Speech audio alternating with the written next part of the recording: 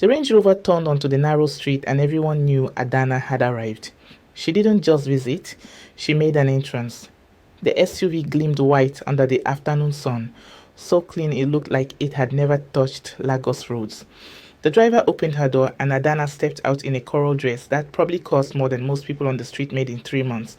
Her gold jewelry caught the light: ears, neck, wrists, fingers. She looked like she was attending a governor's wedding, not her mother-in-law's 68th birthday. Mama Chidi's compound was already full, plastic chairs arranged under a canopy, coolers of drinks sweating in the heat, the smell of jollof rice and goat meat drifting from the kitchen where the older women worked. Children ran between adults' legs, screaming and laughing. Adana surveyed it all with the expression of someone who'd just stepped in something unpleasant. Chidi, did your mother really have to use plastic chairs? She muttered to her husband as he climbed out behind her. We could have rented something decent. Chidi didn't answer. He'd learned long ago that Adana's complaints weren't questions seeking answers. They were statements, declarations. This is beneath me, and I want everyone to know it. The family rushed to greet them. Aunties hugged Adana, admiring her outfit. Uncle shook Chidi's hand, congratulating him on his latest business success. Adana's smile was wide and white and never reached her eyes. Then the bus stop at the corner released another arrival. Ngozi. She walked quickly, almost apologetically, clutching a covered cake pan to her chest. Her dress was blue and simple, the kind you could find at Yaba Market for 2,000 naira. Adana knew because she'd seen Ngozi wear it before. Last Christmas, and the Easter before that. Emeka walked beside his wife, carrying a small wrapped gift. He looked tired. He always looked tired these days. 3 years of trying to pass foreign medical exams while working odd jobs in Canada would do that to a man. Adana smiled, shopping. Oh, Ngozi. She sailed across the compound, arms spread wide. You made it. I was worried the bus would be late. Ngozi managed a small smile. Good afternoon, sister. Happy birthday, Mama. Let me see what you brought. Adana reached for the cake pan before Ngozi could respond. She lifted the foil, homemade cake, chocolate, slightly lopsided. Oh, how sweet. You baked it yourself? Yes, Mama's favorite. Adana handed it back like it might contaminate her. Well, it's the thought that counts, I suppose.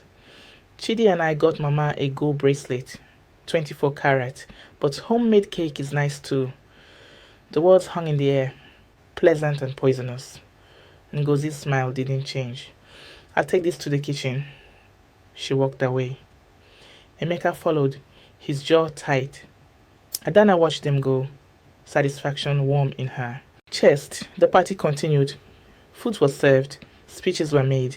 Mama Chidi thanked God for another year, for her sons, for her family. Then came the gifts. Chidi presented the gold bracelet with a flourish. Mama gasped. Everyone clapped. Adana beamed, standing beside her husband, like they were royalty, granting favors to peasants. When Ngozi brought out the cake, Adana was ready. Mama, you should be careful with homemade things, she announced to the whole gathering. You never know about kitchen hygiene when people are cooking in those small flats. No offense, Ngozi? None taken, Ngozi said quietly. I mean, it's wonderful that you try. Very resourceful, making do with what you have. Adana adjusted her diamond earring. That's what I always tell Chidi. His brother married a very practical woman. Not everyone can afford professional catering. Mama Chidi cut the cake anyway.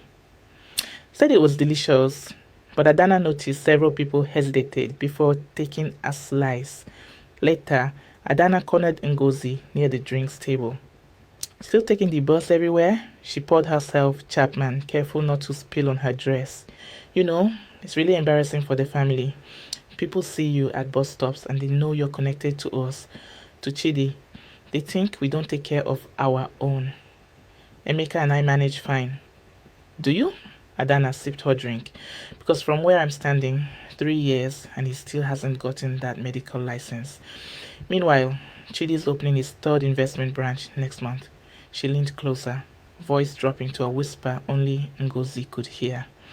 You know what I think? I think a maker's never going to make it. Some people just aren't meant for success. And you, she looked Ngozi up and down. You're just too nice to admit you married the wrong brother. Ngozi's fingers tightened around her plastic cup, but her voice stayed level. Excuse me, I need to check if Mama needs anything. Oh, before you go. Adana set down her drink and reached into her designer purse. I have some clothes I'm getting rid of. Designer stuff, but from last season. I thought of you. They're too small for me now, anyway. She patted her flat stomach. I'm eating for 2 these days. Ngozi froze. You're pregnant? Didn't I mention? Adana's smile could have cut glass. 3 months. We were waiting to tell everyone, but... She raised her voice, projecting across the compound. Everyone, Chidi and I have an announcement. The conversations died down. All eyes turned to her. We're having a baby. Adana pressed her hands to her stomach. Finally, Mama will have a grandchild, a real addition to the family legacy. The compound erupted. Congratulations. Ululations. Mama Chidi cried happy tears. Chidi accepted backslaps and handshakes, looking pleased and slightly embarrassed by the attention. Across the compound, Ngozi stood very still. Adana made sure to catch her eye, made sure Ngozi saw her triumphant smile. Everyone knew Ngozi and Emeka had been married 4 years without children. Everyone whispered about it. Hospital visits, tests, prayers, nothing worked. And now Adana, married barely 2 years, was pregnant. The universe was fair after all. At least you'll have a niece or nephew to spoil, Adana said, walking past Ngozi toward the center of attention. Since you can't have your own. She said it loud enough for people to hear, soft enough to sound concerned instead of cruel. Ngozi's face remained calm, but her eyes looked like something was breaking behind them. She excused herself, walked to the house, disappeared into the bathroom. Emeka found her there 5 minutes later. She was sitting on the closed toilet, hands pressed against her mouth, shoulders shaking silently. Ngozi, I'm fine. You're not fine. I'm going to talk to her. I'm going to tell her. No. Ngozi looked up at him. Her eyes were wet, but her voice was steady. Don't. Please. She's been doing this for 3 years. Every single family event. She humiliates you. She mocks what you wear, where we live, how we travel. And now this. His voice cracked. She knows we've been trying.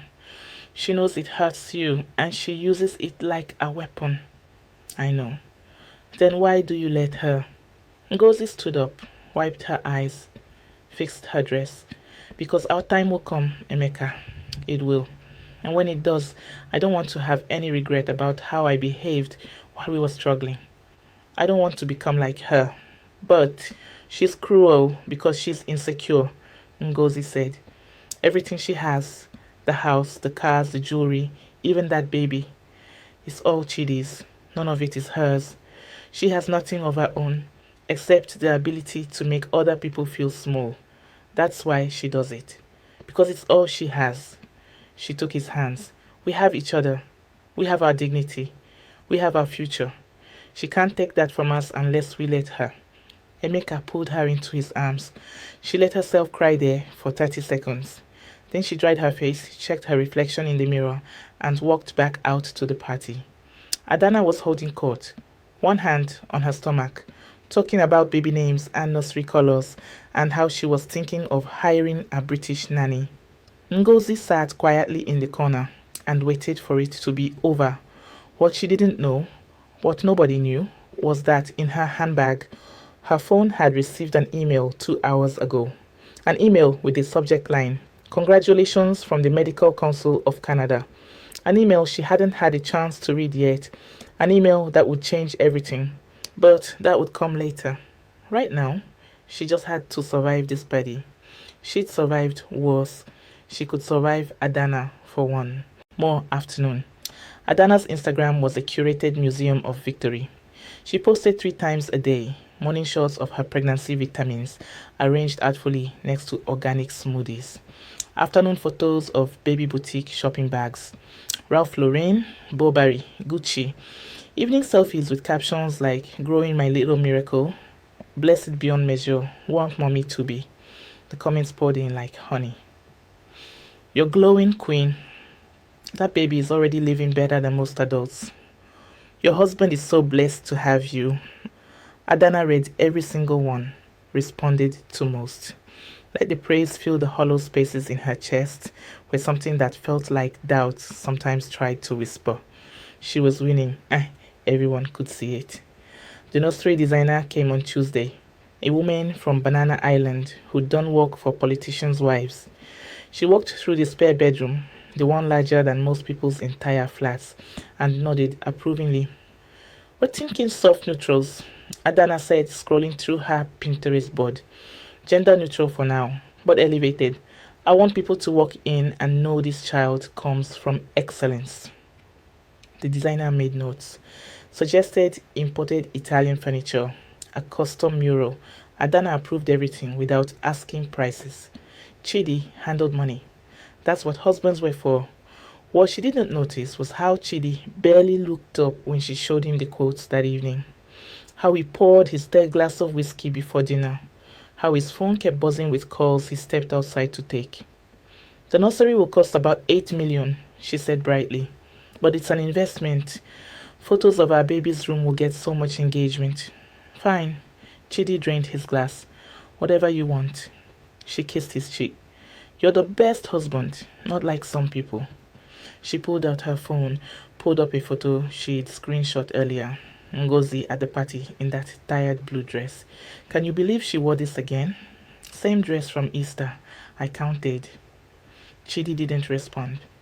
He was staring at his phone like it had personally betrayed him. "Are you even listening?" "Yes, Ngozi, dress, very tragic." He stood up. "I have work calls." He left her sitting at the dining table, irritation prickling under her skin. He'd been like this for days.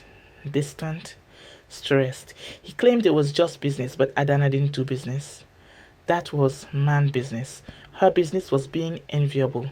She posted another photo, her hand resting on her small baby bump, her wedding ring and diamond bracelet prominently displayed. Caption: "Some women are born to be mothers. I'm so grateful God chose me for this blessing." She didn't tag Ngozi. She didn't have to. Everyone who'd been at the party would know exactly who that caption was aimed at. Meanwhile, Surulere. Ngozi stared at the email for the 10th time, just to make sure it was real. "Dear Dr. Emeka Okafor, we are pleased to offer you the position of Senior Physician, Department of Internal Medicine at Toronto General Hospital. Your starting salary will be CAD $250,000 annually." It went on. "Benefits, relocation assistance, start date in 4 weeks." 4 weeks. Emeka was on a video call with the hospital's HR department right now, in the bedroom, going over paperwork. Through the thin walls, she could hear his voice. Professional, confident. The voice of a man who just won a 3-year battle. She should be dancing, screaming with joy. Instead, she sat very still at their small dining table, letting the reality settle into her bones. They were leaving Lagos, leaving Nigeria, leaving everything, leaving Adana's cruelty behind. Her phone buzzed. A WhatsApp message from Chidi's cousin. "Girl, did you see Adana's latest post? She's so shady." Ngozi opened Instagram against her better judgment. Read the caption about "some women born to be mothers." Felt the familiar sting, duller now than it used to be. She closed the app without commenting, without reacting, without giving Adana the satisfaction. "Ngozi!" Emeka emerged from the bedroom, grinning wider than she had seen in months. "They're processing our permanent residency applications on an expedited basis. We could have PR cards within 6 weeks of arriving." She stood up, walked into his arms. "We're really doing this. We're really doing this." He pulled back to look at her. "Should we tell people? The family?" "Not yet." Something in her wanted to hold this close, keep it safe. "Let's wait until everything is finalized, until we have tickets, until it's real enough that nothing can take it away." Adana's going to lose her mind when she finds out. Ngozi shook her head. This isn't about Adana. This is about us, our future, our life. I know, but his jaw tightened. After what she said at Mama's party, I want to see her face when she realizes. Emeka. Ngozi touched his cheek. I spent 3 years letting her steal my joy. I'm not giving her one more day. When we leave clean. No bitterness, no revenge. We just go. He studied her face. You're a better person than me. I'm just tired of being angry. She smiled. And I'm too excited about Toronto to waste energy on her Instagram posts. They spent the evening planning what to ship, what to sell, what to leave behind. The flat came furnished, so there wasn't much. Just clothes, books, Ngozi's small collection of cooking pots. Their whole life fit in 6 boxes. Feels strange, Emeka said, looking at the boxes. 3 years in Canada and we accumulated almost nothing. Because we knew it was temporary. Ngozi taped the box shut.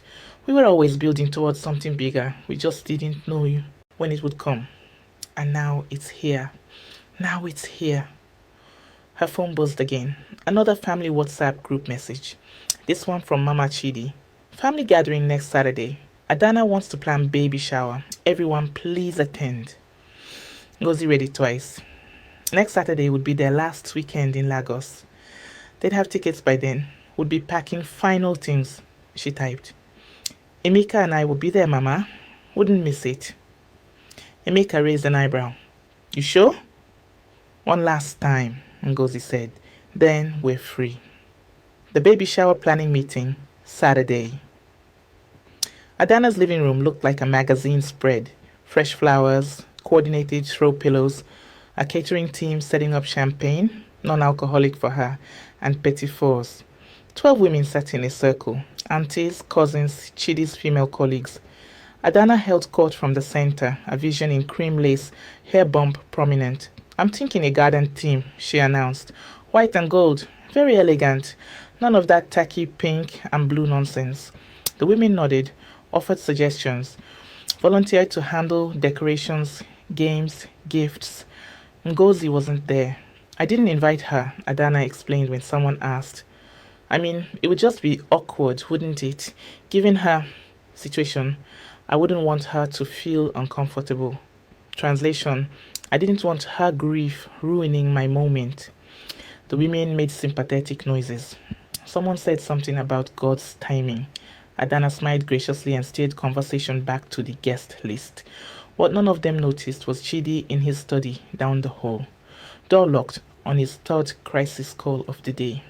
They're asking about the Lekki project. His business partner James hissed through the phone. The auditors. They're asking very specific questions, Chidi, about fund allocation, about where the money went. Tell them what we agreed, Chidi said, keeping his voice low. The contractors inflated costs. We paid in good faith. They want to see the contractors, so show them the contractors. The contractors don't exist, Chidi. They're shell companies. You know this. Chidi's hand tightened on the phone.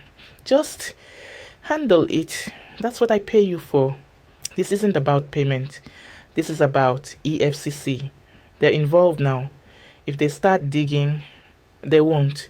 And if they do, Chidi hung up, poured another drink, stared at the walls of his study, mahogany panels, expensive artwork, certificates from investment conferences, everything he'd built, everything Adana lived off, everything that could vanish if the wrong people asked the wrong questions. His phone buzzed, a text from a number he didn't recognize. Economic and Financial Crimes Commission. We need to speak with you regarding case file 2024 EFCC's Lagos 8847. Contact us within 48 hours. His hand started shaking. In the living room, Adana's laughter ran out like crystal. She was showing off ultrasound photos, explaining her plans for a gender reveal party, a maternity photo shoot in Santorini. She had no idea the ground beneath her was already crumbling. That night, Ngozi's flat. The tickets arrived in their email at 11 p.m. Lagos to Toronto, 3 weeks from Saturday. Business class. The hospital paid for it. Emeka showed Ngozi the confirmation on his phone. She stared at the flight times, the seat numbers, the reality of it. We're really leaving, she whispered. We're really leaving. She thought about Adana's Instagram post, about the baby shower planning she hadn't been invited to, about 3 years of small cruelties and public humiliations. And she felt nothing. Not anger, not satisfaction at her impending escape, not even pity, just peace. Should we tell Mama before we go? Emeka asked. At the family gathering, Ngozi decided. We'll tell everyone then, give them time to say goodbye properly. Adana's going to be there. I know, Ngozi smiled, but it's not about her. It never was. She closed her laptop, started making a mental list of goodbye visits. Friends to see, places to visit one last time. The Lagos she'd known her whole life, soon to be a memory. But as she drifted off to sleep, she wasn't thinking about Lagos. She was thinking about snow, about Toronto winters, about a future where Adana's voice was just a distant echo she could finally stop hearing. 3 weeks. Just 3 more weeks of being the poor sister-in-law. Then everything would change. She just didn't know how much. The EFCC came at dawn. Adani woke to the sound of car doors slamming, heavy boots on pavement, voices shouting commands in the grey pre-morning light. She sat up in bed, disoriented. Chidi's side was empty, cold. He'd been sleeping in the guest room lately, claiming he didn't want to disturb her rest with his work calls. The doorbell rang, then pounding. Then her gate alarm started blaring. Chidi! She grabbed her robe, heart hammering. Chidi, what's happening? He appeared in the doorway, already dressed. His face was the color of ash. Stay in the room, he said. What? Why? Whose Economic and Financial Crimes Commission? Open this gate. The voice came through a megaphone, loud enough to wake the entire street. Adana's blood turned to ice. Chidi, what did you do? He didn't answer. Just walked downstairs like a man heading to his execution. She followed, her pregnant belly making her clumsy on the stairs. By the time she reached the foyer, the front door was open. 6 men in AFCC jackets poured into her house, her beautiful house with its marble floors and crystal chandelier. Mr. Chidi Okafor, the lead agent, held up a badge. You're under arrest for fraud, embezzlement, and money. Laundering. You have the right to... There's been a mistake, Adana interrupted, voice shrill. My husband is a legitimate businessman. He runs an investment firm. This is... Ma'am, please step back. The agent didn't even look at her. 2 others were already handcuffing Chidi. Chidi, tell them. Tell them this is a mistake.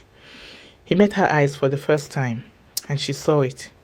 Guilt, defeat, the truth. I'm sorry, he whispered. They led him out, past the imported Italian furniture, past the baby shower decorations she had just ordered, past their wedding photo on the wall. Adana stood in her marble foyer in her silk robe and watched her husband put into the back of an EFCC van.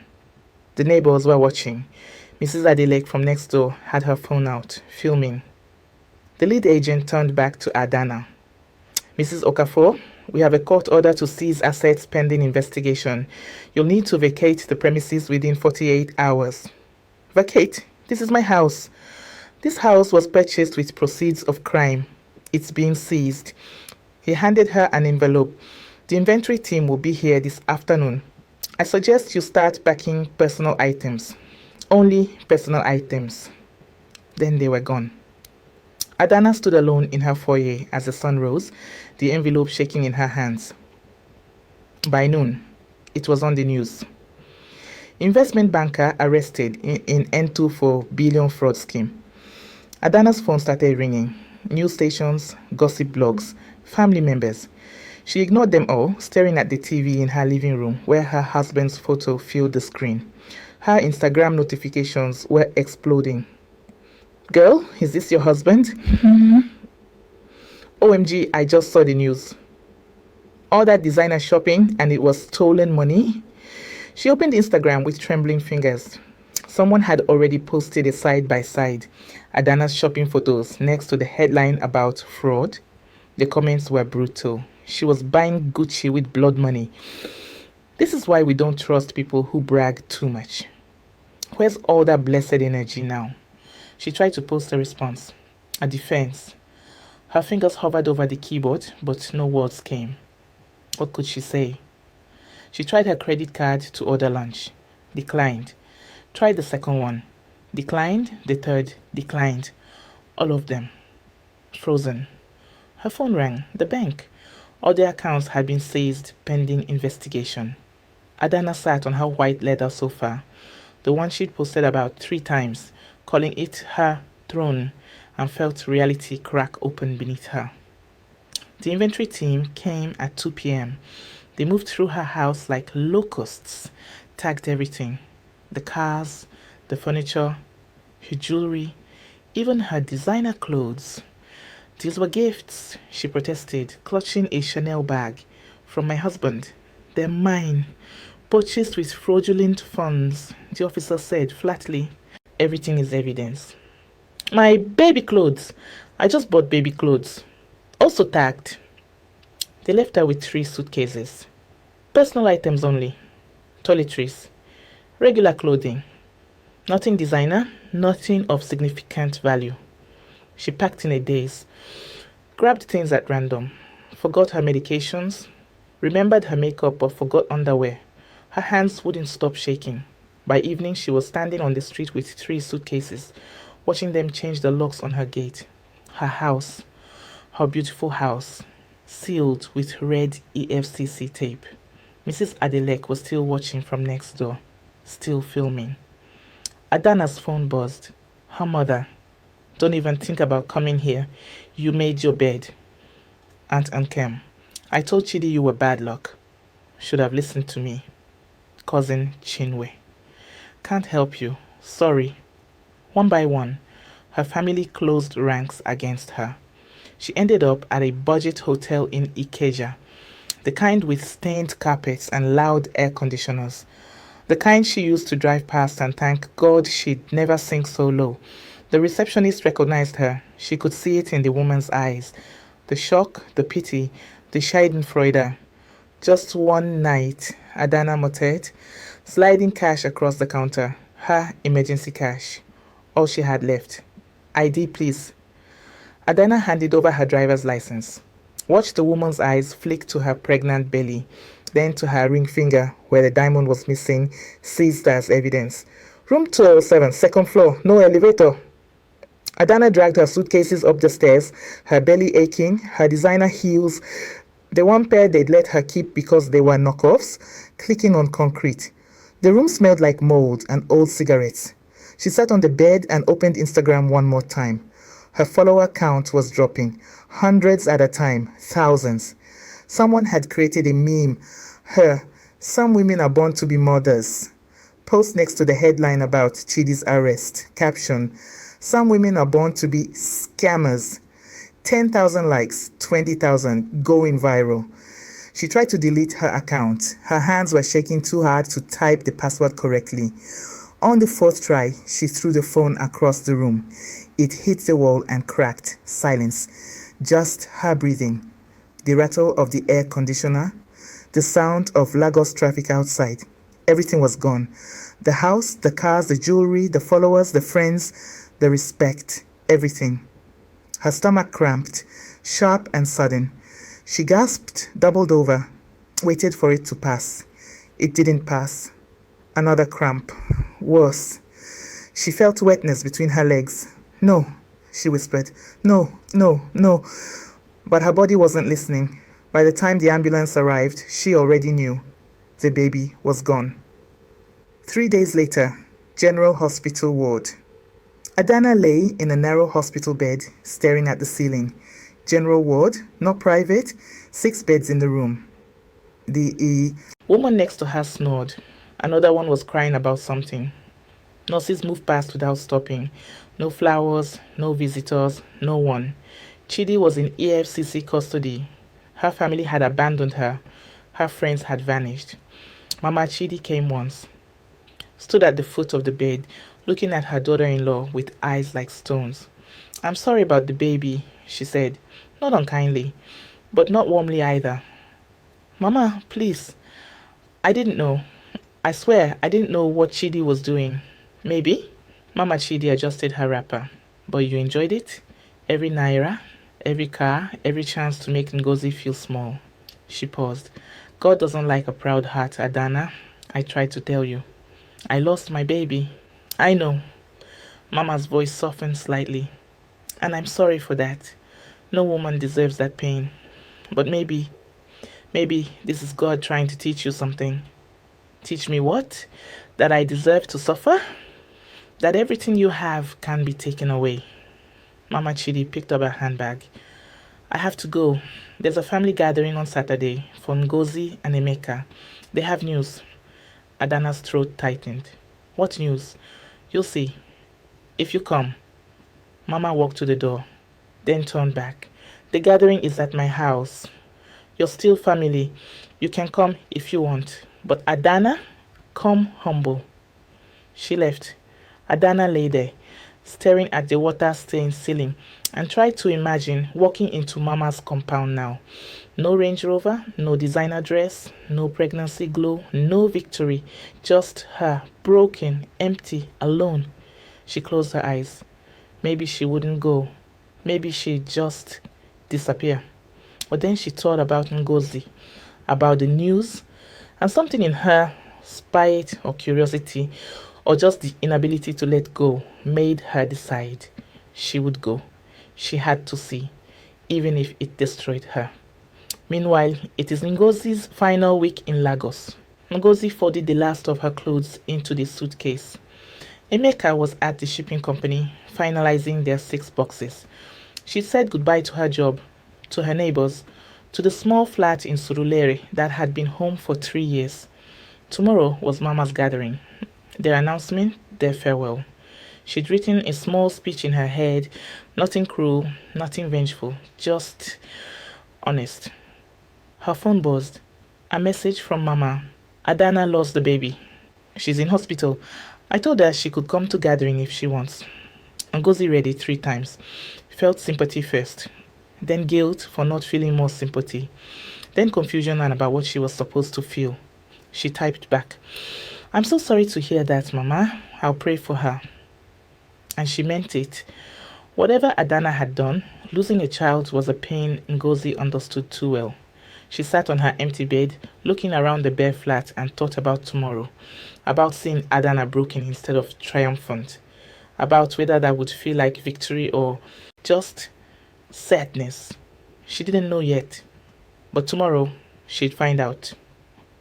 Adana took the bus to Mama Chidi's compound, the same bus route Ngozi had taken for 3 years, the same yellow danfo with torn seats and too many passengers, the same conductor shouting stops, the same exhaust fumes and body odor and indignity.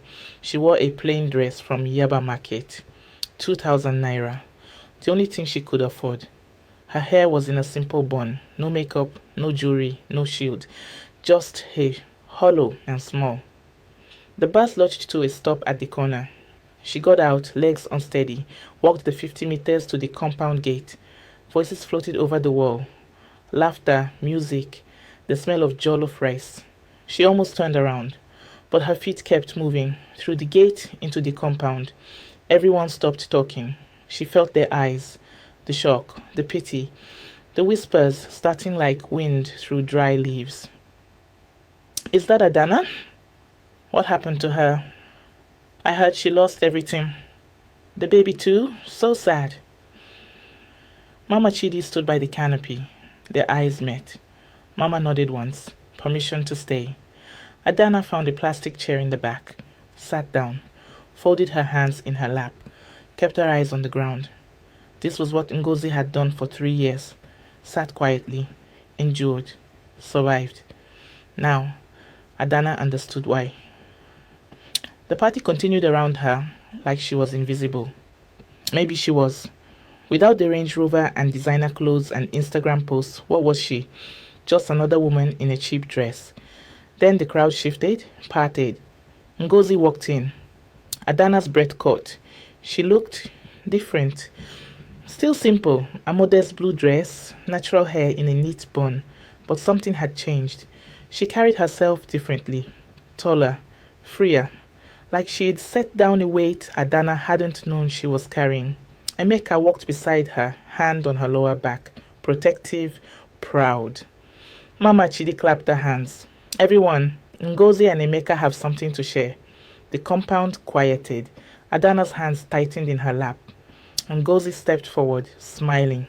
Thank you all for coming. Emeka and I wanted to gather everyone before we leave. Leave? And Ankem frowned. Leave? Where? Canada. Emeka's voice was steady, strong. I passed my final medical certification exams 3 weeks ago. I've accepted a position as senior physician at Toronto General Hospital. The compound erupted. Congratulations, ululations, shock and joy mixing together. Mama Chidi was crying, happy tears this time. Adana sat frozen. Senior physician, Toronto General. While she'd been mocking Emeka for failing exams, he'd been winning, succeeding, building a future she couldn't even imagine. There's more, Ngozi said, and Adana saw it.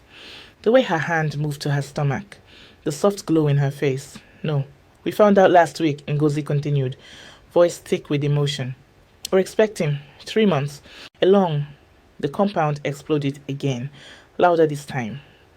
Women rushed to hug Ngozi. Men shook Emeka's hand. Children jumped and screamed with excitement. Adana couldn't move, couldn't breathe. 3 months pregnant. The same as Adana had been at Mama's birthday party.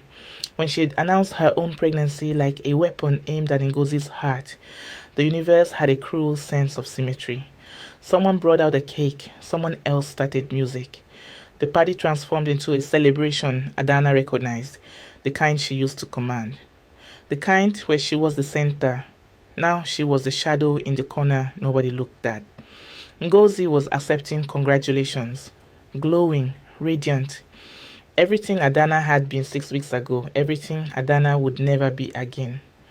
Then Ngozi's eyes found her. Adana looked away quickly, shame burning in her chest. But Ngozi was walking toward her, through the crowd, directly to the back corner where Adana tried to make herself disappear. Adana, she looked up. Ngozi stood there, one hand on her small belly, the other holding a manila envelope. I heard about everything, Ngozi said quietly. I'm sorry. Adana's throat closed. Don't what? Don't pity me. Don't gloat. Don't, her voice cracked. Just don't. I'm not here to gloat. Ngozi sat down in the plastic chair beside her. I'm here to help. She placed the envelope on Adana's lap. What is this? Open it. Adana's hands shook as she pulled out the papers. A job offer letter, Toronto General Hospital, Environmental Services Department, housekeeping position, salary, CAD $42,000 annually, housing assistance included, work permit sponsorship available. She read it twice, 3 times. I don't understand. Emeka spoke to his hospital's HR department, Ngozi explained. They're always hiring. It's cleaning work, hard work, but it's honest. And it pays enough to start over. Really, start over. Adana stared at the papers. Why? Why what? Why would you help me? Her voice broke. After everything I did to you, everything I said, the way I treated you like garbage. Ngozi was quiet for a long moment because 3 years ago, when Emeka failed his first exam, you told everyone at a family gathering that he'd never amount to anything, that I'd married a failure. Do you remember? Adana did. She remembered enjoying it. That night, I cried until I couldn't breathe, Ngozi continued, and Emeka held me and said, one day we'll prove her wrong. Not by humiliating her back, by succeeding so completely that her opinion won't matter anymore. She smiled softly. He was right. We did succeed, and your opinion doesn't matter anymore. But that doesn't mean I want you to suffer forever. I don't deserve this. No, Ngozi agreed. You don't, but Grace, don't. It's not about deserving. It's about giving someone a chance they didn't earn. The same way God kept giving me chances when I was bitter and angry and wanted to hurt you back. She stood up. The job is yours if you want it. No strings, no conditions, just a chance to rebuild. Adana looked at the papers, at the salary, at the word Toronto. I'd be cleaning toilets. Yes. In a hospital where you're the doctor's wife. Yes. Everyone would know that I fell, that I lost everything, that I'm nothing now. Gozi crouched down to meet Adana's eyes. You're not nothing. You're a woman who made mistakes, who was cruel because she was insecure, who built her identity on things that could be taken away. Her voice gentlened. But you can be someone different if you choose to be. I don't know how. Neither did I when I was sitting on buses you mocked me for taking. But I learned. Ngozi touched Adana's hand briefly. The job offer is valid for 30 days. Think about it. Pray about it. And if you decide to come, we'll help you settle in. She walked away, back to Emeka, back to the celebration, back to her future. Adana sat alone with the envelope in her lap and tears streaming down her face. Around her, the party continued. Children played, women danced. Someone started a praise song. She looked at the job offer again, at the address. Toronto, Ontario, Canada. A country where nobody knew her story, where she could just be nobody. Or maybe somebody new. Her phone buzzed, a number she didn't recognize. A text. Mrs. Okafor, this is your AFCC case officer. Your husband has agreed to cooperate with investigation. He'll serve reduced sentence of 5 years. Thought you should know. 5 years. Chidi would be gone for 5 years. She had nothing left in Lagos. No house, no money, no friends, no family willing to take her in. She had two choices. Stay and drown, or leave and try to swim. Her hands stopped shaking. She pulled out her phone, the cracked one she'd thrown against the hotel wall, and typed a message to the number on the job offer letter. This is Adana Okafor. I accept the position. When do I start? The response came in 2 minutes. Welcome aboard. Orientation begins in 3 weeks. We'll email visa paperwork tomorrow. Adana closed her eyes, felt something shift in her chest. Not relief, exactly. Not hope, but maybe possibility. She looked across the compound at Ngozi, who was cutting a cake, glowing with pregnancy and joy and a future Adana could only imagine. And for the first time in 3 years, Adana didn't feel jealous. She felt tired, humbled, strangely grateful. She stood up, walked over to where Ngozi stood surrounded by family. Ngozi, the conversations paused. Everyone watched. Ngozi turned, eyebrows raised. Thank you, Adana said, her voice barely above a whisper. For the job, for everything. I don't deserve it, but thank you. Ngozi smiled, not triumphant, not pitying, just kind. You're welcome. Adana nodded, turned to leave. Adana, Ngozi called, there's cake. You should eat something. For your health. It was a small thing, an invitation to stay, to be part of the celebration instead of the shadow in the corner. Adana almost said no. Pride, her last remaining possession, almost made her walk away. But then she remembered the envelope, the chance, the grace she hadn't earned. She nodded, accepted the plate, sat down with women who'd once envied her and now pitied her, and she ate cake, the same cake everyone else was eating. Not better, not worse, just equal. For the first time in her life, Adana understood what Ngozi had known all along. Being equal was enough. Being human was enough. Being given a second chance was more than enough. 3 weeks later, she boarded a plane to Toronto. 6 months after that, she was scrubbing floors in the same hospital where Ngozi's husband worked, where Ngozi came for prenatal appointments, where their paths crossed occasionally in hallways. And each time, Ngozi smiled, asked how she was doing, treated her with dignity she still didn't feel she deserved. Slowly, very slowly, Adana learned. Learned humility, learned gratitude, learned that the woman she'd spent 3 years trying to destroy was the only one who'd cared enough to save her. She never got her old life back, but she found a new one, smaller, quieter, honest, and in the end, that was the greatest karma of all. Not destruction, but transformation.